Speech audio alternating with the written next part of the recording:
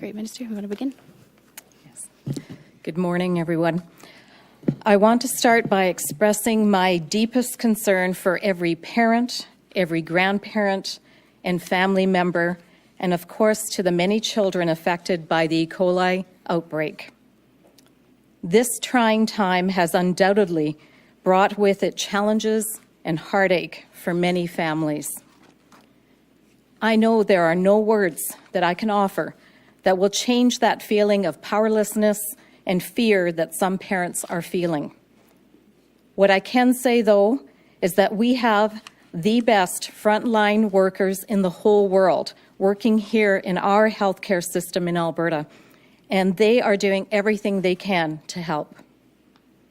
I have been personally monitoring closely this quickly evolving situation and have received daily updates. And while our frontline workers are caring for these symptomatic and sick children, our public health experts are investigating to determine what happened and how to stop an outbreak of this magnitude from ever happening again.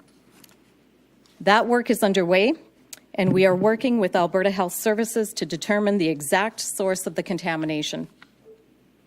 We know that the source is very likely linked with the shared kitchen, but we do not know what in the kitchen caused it at this time.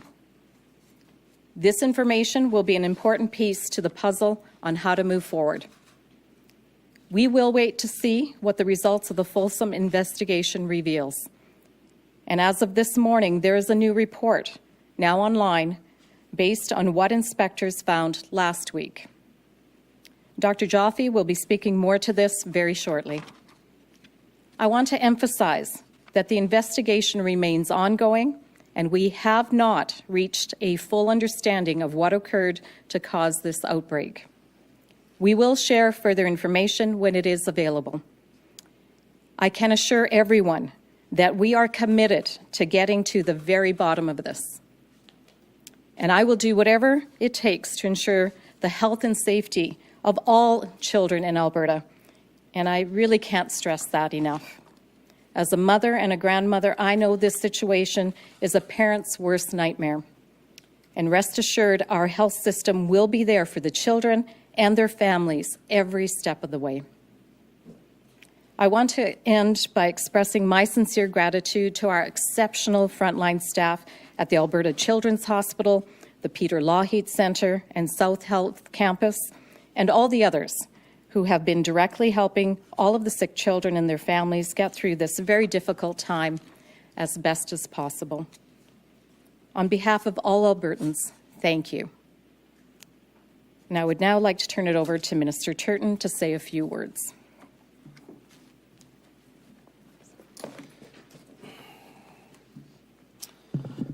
Well, thank you very much, Mr. LaGrange, and good morning, everyone. I would like to begin by speaking directly to the families impacted by this devastating E. coli outbreak. I cannot imagine the stress that you are experiencing or the worry that you are facing today. Know that all Albertans, including our government, are here to support you. As a parent myself, and having gone through the daycare system, I know that having seriously ill children is every parent's worst nightmare. Like Minister LaGrange, I too would like to take a moment to express my utmost appreciation to the frontline healthcare workers who are working tirelessly during this time. It's not easy watching your child go through such a difficult and scary experience. And let me be clear, the safety and well-being of children attending childcare programs and all children is a top priority for this government. We will continue to work closely with Alberta Health Services as they continue to investigate this outbreak. And I understand that parents are concerned. And that's why Minister LaGrange and I are conducting a full investigation of this outbreak. We need to do everything we can to prevent this from ever happening again. And I want to assure you that childcare in Alberta is safe and of the highest quality. We have a robust legislation in place that includes strict licensing requirements. Our licensing staff are equipped with the tools and authority to license, inspect, investigate, and use enforcement actions when necessary to ensure that the health, safety, and well-being of children.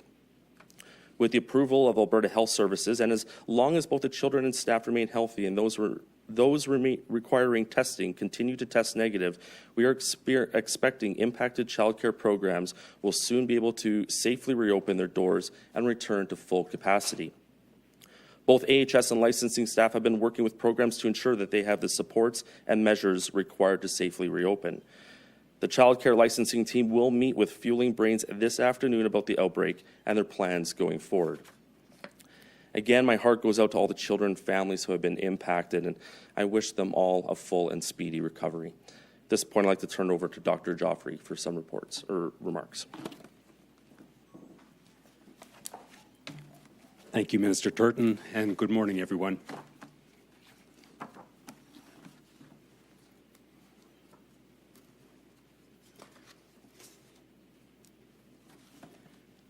On September the 4th, Alberta Health Services declared an E. coli outbreak in the Calgary zone. This was prompted by a noticeable increase in young children coming to the emergency departments in the city with gastrointestinal complaints, including bloody diarrhea. This occurred, of course, over the long weekend in September.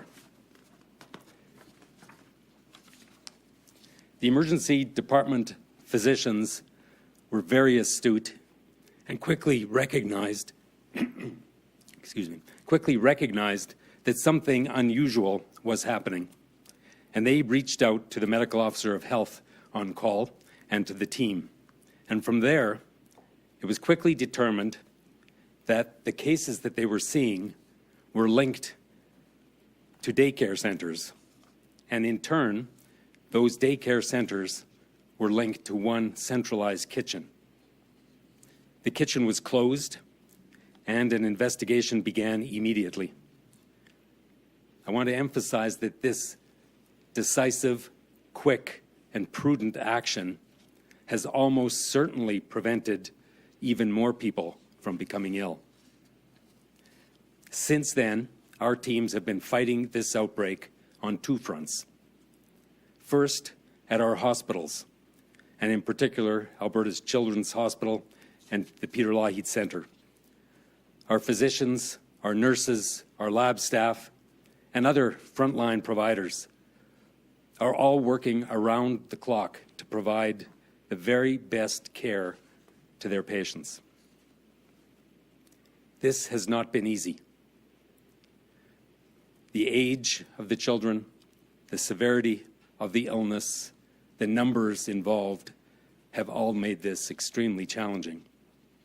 But these incredible healthcare heroes have gone above and beyond to help these children get better and to reassure and support the concerned and scared parents and families beside them. On the other front, our public health physicians, inspectors, and the entire public health team continue to investigate the cause of this outbreak, to work with those who have become ill, to analyze incredibly large volumes of information, and to ensure that everything possible is done before these daycares can safely reopen. Now, I want to be absolutely clear that this has been an extraordinary outbreak, both in terms of the numbers and the severity. It is certainly the largest E. coli outbreak in Alberta that I'm aware of, and it's particularly serious given that it has largely impacted young children who are at most risk of severe outcomes. Let me give you just a sense of some of the work that's going on behind the scenes. Our public health inspectors have collected samples of 11 food types that were found in the centralized kitchen, and they've collected samples of 8 leftover food samples that were available from the childcare sites. These samples are being tested in the AHS Public Health Laboratory. At the same time, food histories are being collected from people who attended or who worked in those childcare sites who became ill, as well as from a sample of people who did not become ill. And looking carefully at the differences between those two groups can help to provide an indication of what the likely source of infection was. A detailed analysis of the epidemiological data, the time, the place, the person, of how this outbreak has evolved, is also providing us with some clues. This includes the timing of symptom onset, as well as differences in the type of food prepared, delivered, and provided to those sites that had higher rates of infection versus those that had relatively few or even no cases of infection. The AHS Public Health Laboratory is also conducting whole genome sequencing on the E. coli samples that have come from those who have been ill with the illness. They're comparing that whole genome sequence to that of other outbreaks that have occurred nationally and internationally. Now, I want to emphasize that this is a routine part of modern investigation. This is part of our due diligence. We have no indication that the outbreak occurring in Calgary is linked in any way to any other site, but that is part of the investigation. Based on the epidemiology of the cases that we've seen to date, it seems highly likely that the source of the outbreak is food that was distributed from the central kitchen. This kitchen remains closed and will only reopen once we are absolutely satisfied that it is safe. As Minister LaGrange has mentioned, an inspection took place immediately after the kitchen was closed. Now, AHS routinely inspects all food-permitted facilities. Thorough inspections are generally conducted at least once per year, with risk management inspections conducted to follow up on any violations that might have been found. Sites that have violations are visited more often. Food facility inspections are an important process in protecting the health of Albertans. These inspections allow for close engagement and education of the operators. Collaboration with the operators ensures that best practices are in place, while ultimately the operators remain accountable for their facilities. The inspections also allow for identifications of risks and, as necessary, escalation of enforcement to ensure that best practices are followed.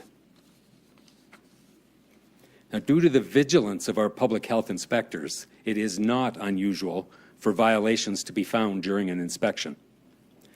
The public health inspector considers the responsiveness of the operator, the willingness to address any issues that might have been found, along with the specifics of the violation when conducting their overall risk assessment.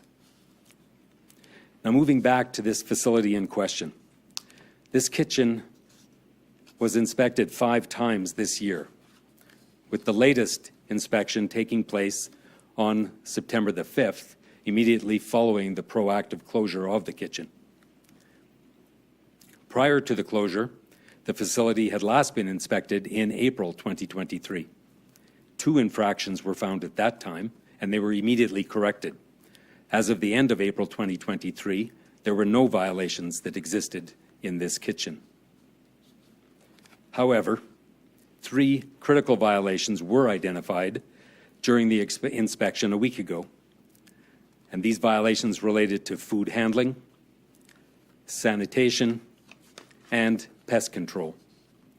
There were also 2 non-critical violations that were identified related to an odor in the kitchen, as well as the storage of some utensils. Now, this information altogether is part of the ongoing investigation. The report has been posted. It is available on the AHS Environmental Public Health website, as are inspection reports for all food-permitted facilities.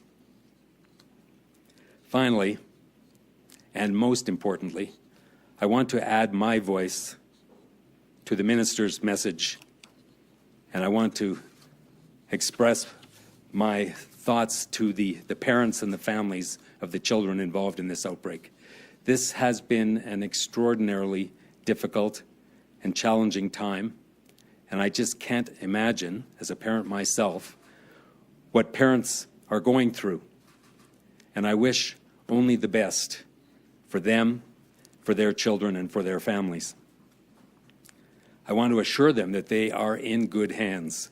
Our healthcare teams are the best in the world, and I know that they will do all that they can to care for your kids. I want to reassure parents, as the closure orders are rescinded for the 7 impacted childcare facilities, that it is safe to send your children back.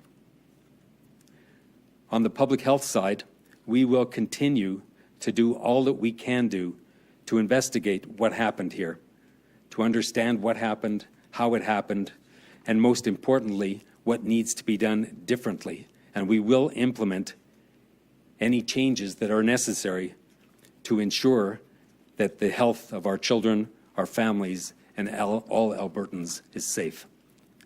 Thank you. Thank you, Dr. Joffe. We'll now move into the Q&A portion. Joining the ministers and Dr. Joffe is Dr. Tania Principi, Section Chief of the Pediatric Emergency Medicine, Alberta's Children's Hospital, and Dr. Franco Rizzuti, the Medical Officer of Health in the Calgary Zone. We'll start with the mic, and then we'll move to the phones. Hi there.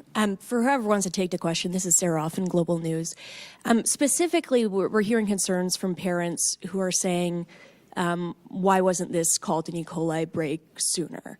They received notice on Sunday night that this was being called a gastrointestinal infection. I'm wondering, when did the province know and understand that this was an E. coli infection? We understand that tests were coming back as early as Sunday morning. When did the province understand this was an E. coli infection? And perhaps why wasn't that information given out sooner?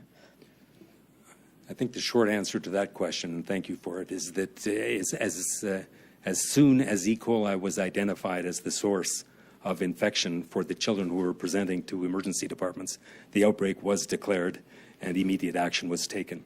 There had been some children in the couple of days prior to the onset of the outbreak being declared that had diarrheal illness that was non-bloody diarrhea, and at that point there was no causative organism that had been identified. But as soon as children presented, samples were taken and E. coli was identified, the outbreak was declared and sites were closed. Did you have a follow-up? Yeah, I'm just wondering what kind of consequences then would follow from the kind of citations that you listed, the critical violations that were found in this case. So Alberta Health Services conducts something like 41,000 inspections per year. All food permitted sites are inspected. It's actually unusual to have a completely clean inspection. Our inspectors are extremely diligent, and they almost always will find something that can be improved. And so they work very closely with the operators, and the inspections are first and foremost an educational opportunity. They work very closely with the operators. They remediate violations, and the violations can range from a fairly minor issue to, of course, a critical issue.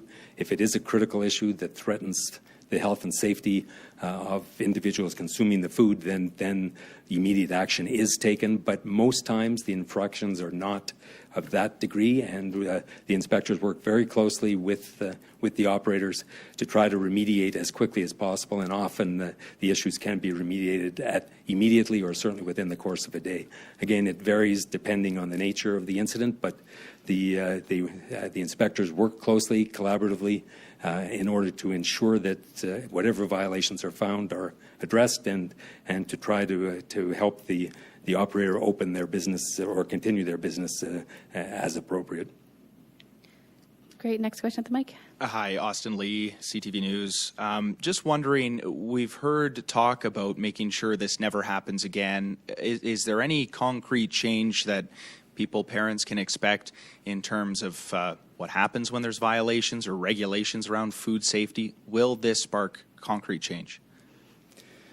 We still need to learn from this incident. We have not found the source of the infection. We continue to work on that, and we are optimistic that by the time the investigation is complete, we will have a much better sense for exactly what happened, why it happened, and then what needs to be done to prevent it. We have very good standards for food handling, and we provide guidance. There's certainly guidance out there that we can refer you to if you'd like.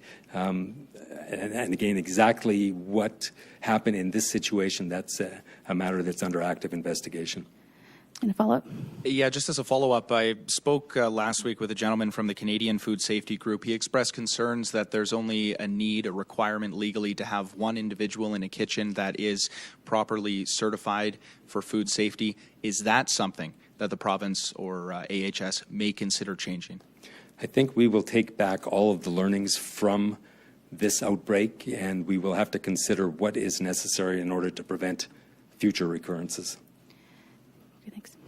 Yep, next question. Hey, it's Aaron Collins with CBC National News.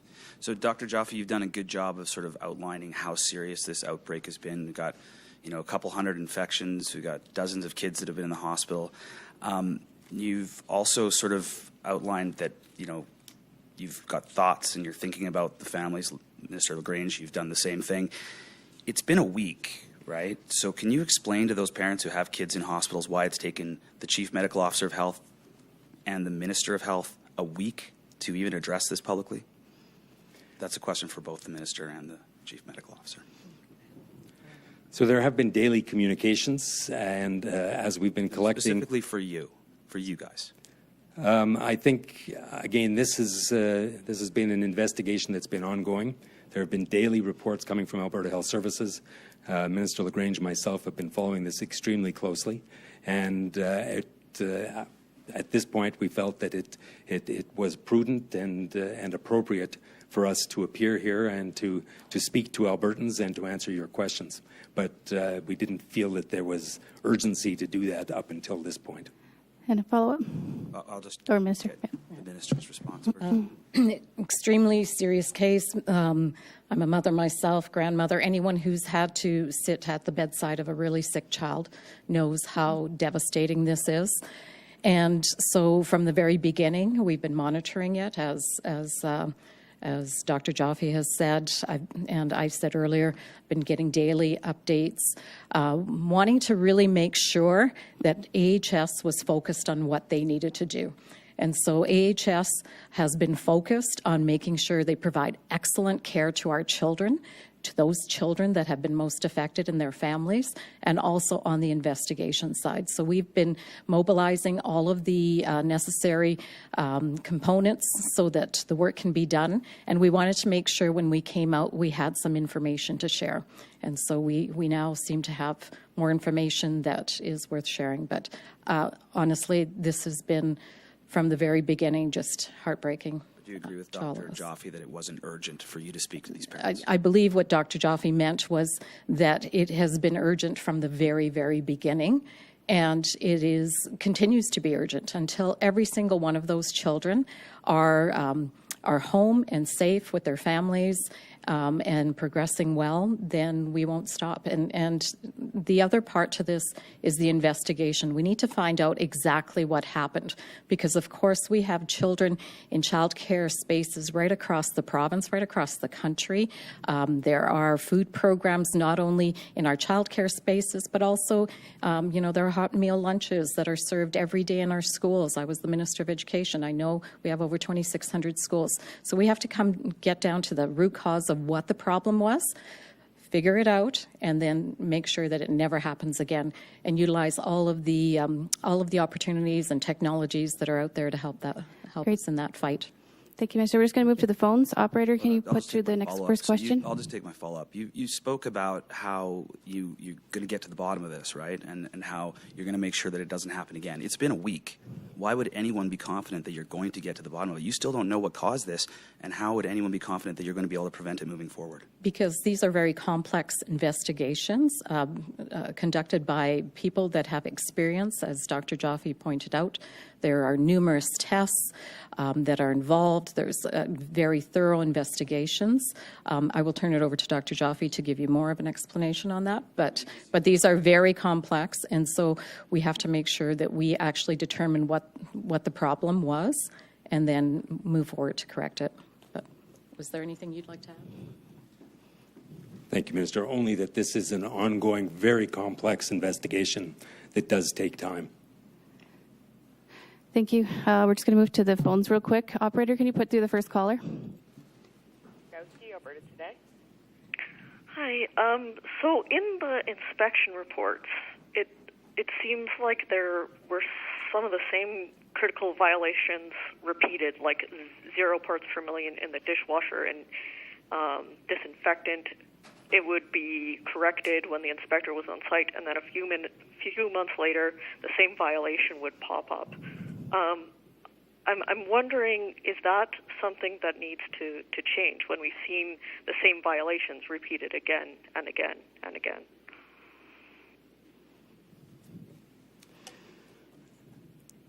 I don't have the full details in front of me of the various different inspections. What I have been advised is that the violations that were found typically were different from one inspection to the next, and that there were no critical violations during the earlier investigations or inspections, and that only the most recent inspection has had critical violations that were flagged. Thanks, Catherine. Do you want to follow up? Yeah, and I guess I'm hoping to get a more sense of the severity of HUS in children. Like, what does the treatment require? Are we talking dialysis, blood transfusions? Will children need organ transplants? What are the risks and severities in children this young? So I'm going to ask Dr. Principi, who's a pediatric emergency physician from the Alberta Children's Hospital, to speak to that. Yeah, thank you for that question. And it's definitely, I think, on a lot of parents' minds as they're kind of navigating what's going on and worried that their child may go on to develop HUS. HUS, like many other infections, has a wide spread of presentations. Some children may have mild symptoms of easy bruising, bleeding, and need extra hydration and support and close monitoring.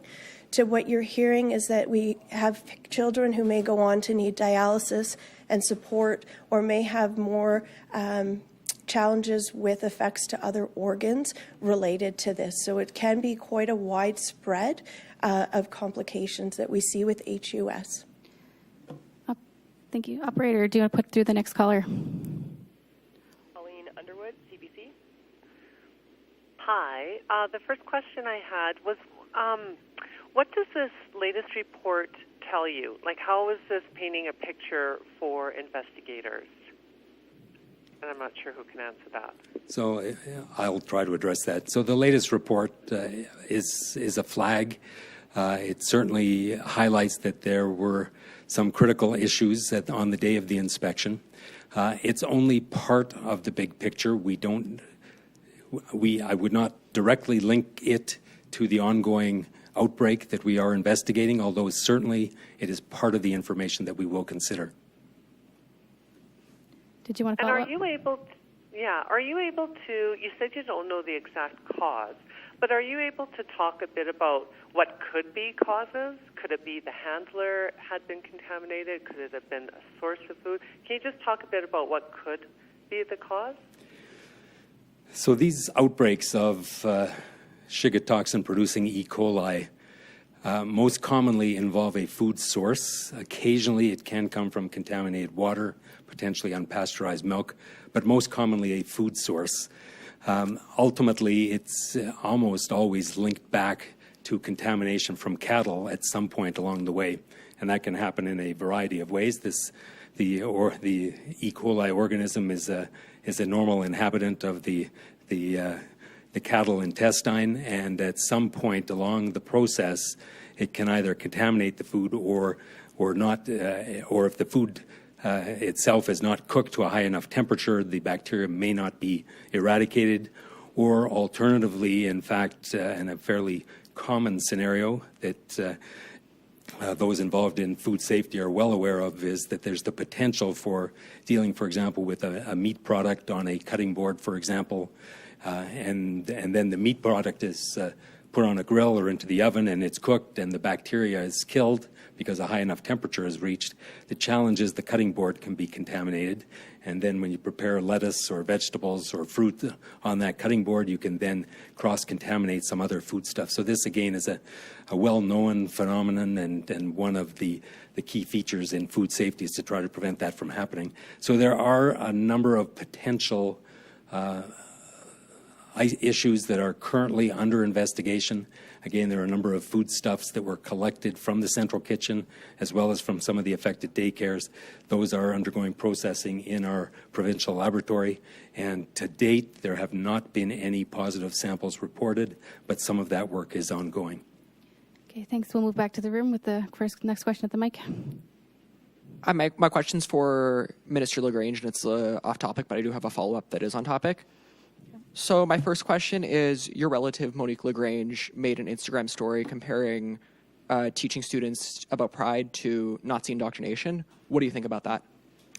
Well, first of all, I've released a statement. I do not support the statements that were made by this individual. This individual is my husband's second cousin's wife, a distant relative.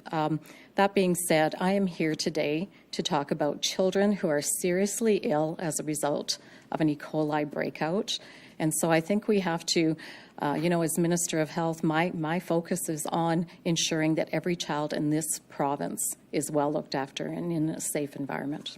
And my second question is, various daycares have started to reopen over the outbreaks. What's it going to take? What did it take for them to get the status to reopen again? And that would be a question for Dr. Joffe.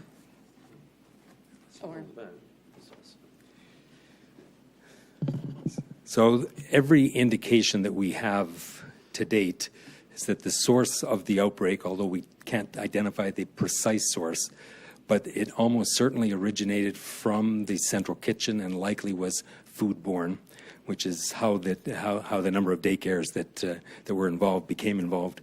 So because it was almost certainly foodborne, there's no reason to think that there's ongoing risk or contamination in the daycare sites. Those sites have all now undergone a thorough, deep cleaning and disinfection. And again, with the removal of any of the potentially contaminated food sources, there is no reason to believe that there should be any ongoing risk, and those daycares are now safe to reopen. Great, thank you. Next question at the mic. Colette Doors from the Canadian Press. Could you just give me a timeline on how soon you expect this investigation to be done into what happened here? And I think that we've heard in the past that the reason we don't think it's outside of the daycare prep facility is that there's no other general public that are coming in with these symptoms, or if you can just explain that. Sure. So we do see this strain of E. coli. We see it every year. We see a certain number, perhaps 200 to 300 a year in the province. So that on its own is not unusual. However, what is unusual, obviously, is this, what we call a point source outbreak. So there appears to have been a sudden outbreak involving a large number of children that all seem to link back to a central kitchen and likely the food that came from that central kitchen. Although exactly what item, how it happened, that's what's under investigation. Now, there are a number of steps that are involved in the investigation. Some of them I've already alluded to. So collecting food samples that might be available. Now, remember, this all began before a long weekend. By the time the outbreak was identified on the long weekend, the inspectors immediately visited right after the long weekend as soon as the outbreak was declared and the kitchen was closed. But again, all that they have access to is food samples that still remain in the kitchen, and similarly in the daycares. They visited daycares with sick children. They collected food samples, but all that they can collect are the samples that are still remaining. So those samples are sent to our provincial laboratory where they are tested for contamination with E. coli. As I've mentioned, there are no positive results to date. At the same time, an important part of a foodborne outbreak is to talk to people to find out what did they eat, try to understand what did people who became sick eat versus those who did not become sick. Now, this is highly complicated in this situation because we're obviously talking about very young children. Trying to understand what those children might have eaten a week ago or 2 weeks ago obviously is challenging, but that is part of a routine part of a foodborne outbreak investigation. That takes a considerable period of time. It's ongoing. I can't tell you how much longer it will take, but that those questionnaires and surveys are ongoing. Let's give you a quick follow-up, just to flag that 9:45 is a hard stop for our doctors, so we'll just have maybe one question from That's the who I was going to last ask the two. next question. If we could just get a bit of a medical update. How are things looking in the hospital? What types of treatments are the patients undergoing? Those kinds of things. Just kind of where are we at in terms of medical care? Yeah, absolutely. So again, we know it's very challenging for all these families, and for us, we've seen a huge influx of patients requiring care and getting tests to closely monitor. But at the same time, we've seen very innovative strategies, both at Alberta Children's Hospital and across the city, to really manage this large volume of patients requiring close monitoring. So we've set up clinics, the largest one being at Alberta Children's Hospital, specifically to allow follow-up, because these children are needing daily blood work, and we want to make sure that they don't have to go through the busy emergency department and have long waits on top of what they're already managing and dealing with. So we've set this up in a new innovative space and had significant frontline staff step up to take on additional shifts to staff this and manage this. So we've done that. We've had also additional clinics and follow-up clinics, both at South Health Campus as well as Peter Loughy, to try and just manage this increasing number. We want every patient or every child that's been identified as having the infection get blood work and screened for potential complications. We've seen, as you see the daily numbers, that a subset of those have gone on to have more serious complications that we call HUS. And so those have required admission to hospital. As I noted, some of those are there for fluids. With vomiting, diarrhea can be hard to keep up, and so they'll need IV fluids. Some have required transfusions, as it can cause a drop in their hemoglobin and cause anemia. And we've had a small subset that have gone on to require dialysis. Great, thank you, sir. We're going to have to end it there. For any other additional follow-up, my name and numbers at the bottom of the news release that's went out. Thank you to the ministers and to the doctors for your time today.